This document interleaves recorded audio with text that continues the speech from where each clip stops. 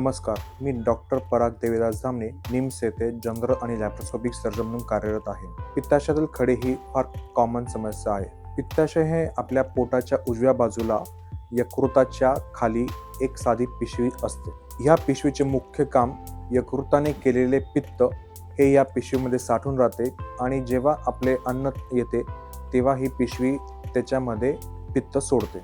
जेव्हा या पित्तातील घटकांचे प्रमाण कमी जास्त होते तेव्हा याचे रूपांतर खड्यांमध्ये होते. तर खडे होण्याचे प्रमुख कारण एक, आहारामध्ये चरबीयुक्त पदार्थ असणे, आहार व्यवस्थित नसते, खूप वेळा उपवास किंवा मग एका जागी बसून राहणे.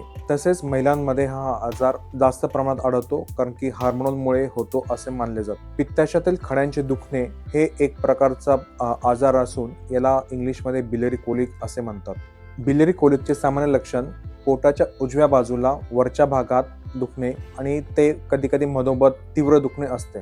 त्यानंतर उलटी, मळमळ हे सुद्धा अतिशय कॉमन असते आणि कधी कधी पित्ताशयाला जास्त इन्फेक्शन झाले तर ताप पण येऊ शकतो. या खड्यांसाठी सर्वात प्रभावी उपचार पद्धती म्हणजे लॅप्रोस्कोपिक कोलेसिस्टेक्टॉमी. या दुर्बिणीद्वारे छोटे छिद्र करून पित्ताशय काढले जाते.